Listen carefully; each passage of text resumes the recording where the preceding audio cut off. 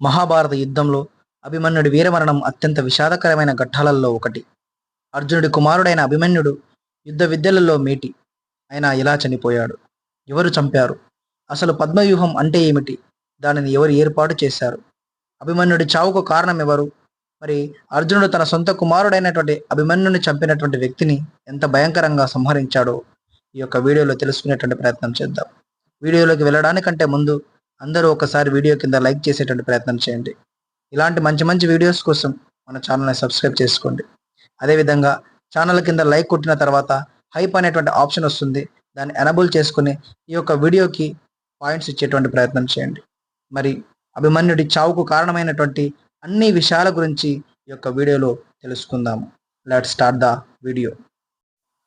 మహాభారత యుద్ధంలో అభిమన్యుడి చావుకు కారణమైనటువంటి వ్యూహం పద్మవ్యూహం. అలాంటి పద్మవ్యూహం గురించి ముందు తెలుసుకునే ప్రయత్నం చేద్దాం. పద్మవ్యూహము లేదా చక్రవ్యూహం అనేది మహాభారత యుద్ధంలో ఉపయోగించిన ఒక అత్యంత క్లిష్టమైన సైనిక వ్యూహం. ఇది 7 వలయాలతో కూడి ఉంటుంది. పైనుంచి చూసినప్పుడు పద్మం ఆకారంలో కనిపిస్తుంది. శత్రువులు ఈ వ్యూహంలోకి ప్రవేశించడం చాలా కష్టం. ఒకసారి ప్రవేశించిన వారు బయటకు రావడం దాదాపు అసాధ్యం. మరి అలాంటి పద్మవ్యూహంలోకి అభిమన్యుడు ఏ విధంగా వెళ్ళాడు? ఎందుకోసం వెళ్ళవలసి వచ్చింది? దీనికి సంబంధించినటువంటి పూర్తి విషయాల గురించి తెలుసుకుందాం. మహాభారత యుద్ధంలో 13వ రోజున కౌరవ సేనాని ద్రోణాచార్యుడు పాండవులను ఓడించడానికి ఈ పద్మవ్యూహాన్ని పన్నాడు. అర్జునుడు, శ్రీకృష్ణుడు యుద్ధరంగంలో లేని సమయాన్ని చూసి ద్రోణుడు ఈ వ్యూహాన్ని అమలు చేశాడు. ధర్మరాజును బంధించాలనేది ద్రోణుడి ముఖ్య ఉద్దేశం. పాండవుల సైన్యంలో పద్మవ్యూహాన్ని ఛేదించడం తెలిసిన వారు అర్జునుడు మరియు శ్రీకృష్ణుడు మాత్రమే. అయితే అర్జునుడి కుమారుడు అభిమన్యుడికి కూడా పద్మవ్యూహంలోకి ఎలా ప్రవేశించాలో తెలుసు. చిన్నతనంలో తన తల్లి సుభద్ర గర్భంలో ఉన్నప్పుడు అర్జునుడు పద్మవ్యూహంలోకి ప్రవేశించే విధానాన్ని సుభద్రకు వివరిస్తుంటాడు. అభిమన్యుడు గర్భంలో ఉన్నప్పటికీ ఈ వివరణను వింటాడు. అయితే పద్మవ్యూహం నుండి బయటకు వచ్చే విధానాన్ని అర్జునుడు చెప్పేలోపే సుభద్ర నిద్రపోతుంది. దాంతో అభిమన్యుడికి బయటకు వచ్చే మార్గం తెలియకుండా పోతుంది. పద్మవ్యూహాన్ని ఛేదించవలసిన అవసరం వచ్చినప్పుడు అభిమన్యుడు ధైర్యంగా ముందుకు వచ్చి వ్యూహంలోకి ప్రవేశిస్తాడు. అతను ఒక్కడే కౌరవ సైన్యంలోకి దూసుకెళ్లి అనేక మంది వీరులను సంహరిస్తాడు. లక్ష్మణ కుమారుడు సహా అనేక మంది శత్రు సైనికులను హతమారుస్తాడు. అభిమన్యుడు చూపిన పరాక్రమానికి కౌరవ సైన్యం భయపడుతుంది. అయితే అభిమన్యుడు లోపల వలయంలోకి వెళ్ళిన తర్వాత అతనికి బయటకు వచ్చే మార్గం తెలియదు. కౌరవ సైనికులైనటువంటి దుర్యోధనుడు, కర్ణుడు, ద్రోణుడు వంటి మహావీరులు యుద్ధ నియమాలను పక్కన పెట్టి ఒకేసారి అభిమన్యుడిపై దాడి చేస్తారు. క్షత్రియ యుద్ధ నియమాలను ఉల్లంఘిస్తూ అతని రథాన్ని, గుర్రాలను ధ్వంసం చేసి విల్లును, బాణాలను ఛిద్రం చేశారు.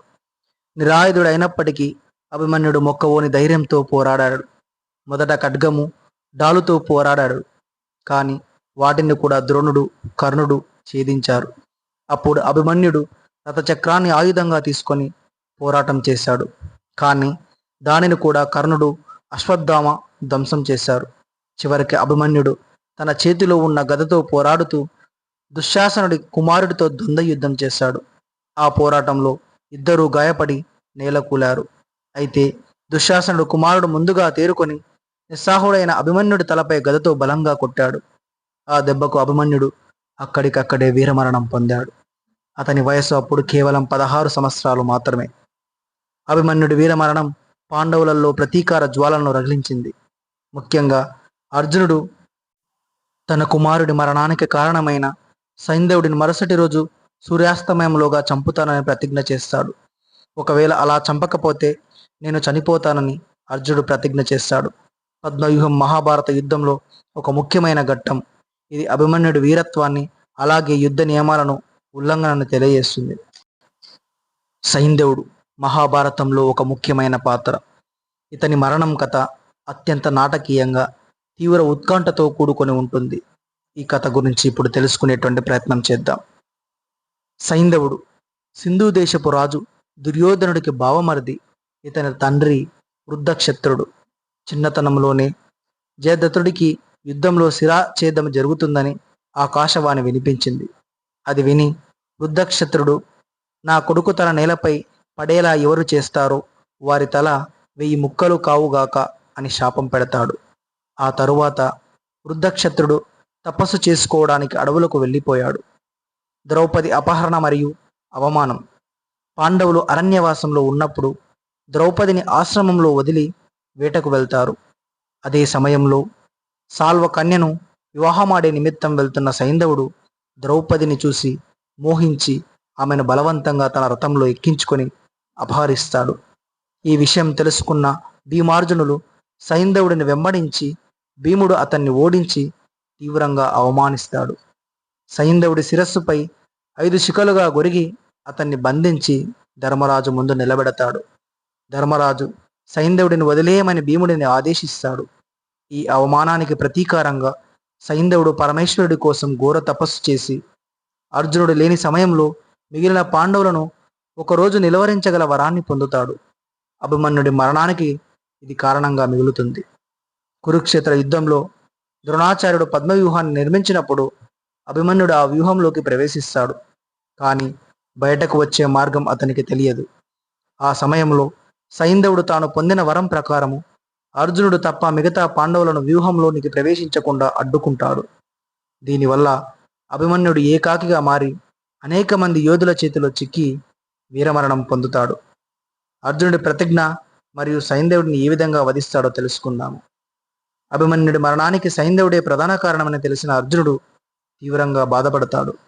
మరుసటి రోజు సూర్యాస్తమయం లోపే సైంధవుడిని సంహరించకపోతే తాను అగ్ని ప్రవేశం చేస్తానని ప్రతిజ్ఞ చేస్తాడు. అర్జునుడి ప్రతిజ్ఞ తెలుసుకున్న కౌరవులు సైంధవుడిని రక్షించడానికి ద్రోణాచార్యుడు 3 రకాల వ్యూహాలను శకట వ్యూహం, సూచిముఖ వ్యూహం, పద్మవ్యూహం పన్నుతాడు.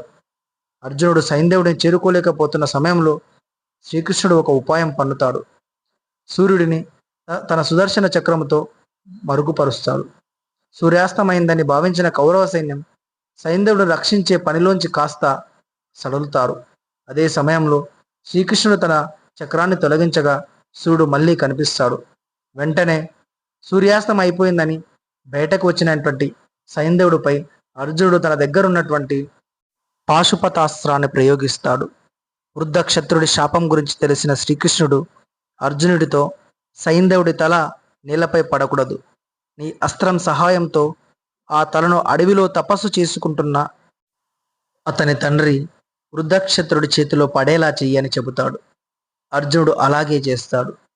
సైంధవుడి శిరస్సు నేరుగా వృద్ధక్షత్రుడి చేతిలో పడుతుంది. తల నేలపై పడగానే వృద్ధక్షత్రుడి తల 1000 ముక్కలై మరణిస్తాడు. ఆ విధంగా సైంధవుడు మరణిస్తాడు. ఇది మహాభారతంలో సైంధవుడి యొక్క మరణంగా మనం చెప్పుకోవచ్చు. ఈ విధంగా అర్జునుడు తన కుమారుడి చావుకి ప్రతీకారం తీర్చుకోవటం అనేది జరుగుతుంది. మహాభారత యుద్ధంలో మనందరికీ తెలిసినటువంటి పాత్రలు కర్ణుడు, భీముడు, అర్జునుడు.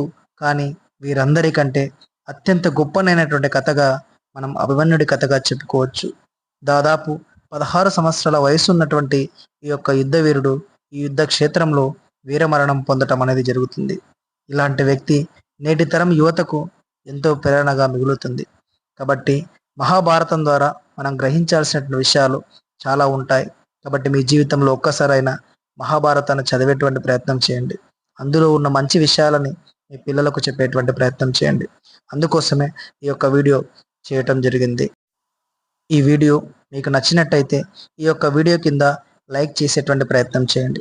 అదేవిధంగా ఇలాంటి మంచి మంచి వీడియోస్ కోసం మన ఛానల్ని సబ్స్క్రైబ్ చేసుకునే ప్రయత్నం చేయండి.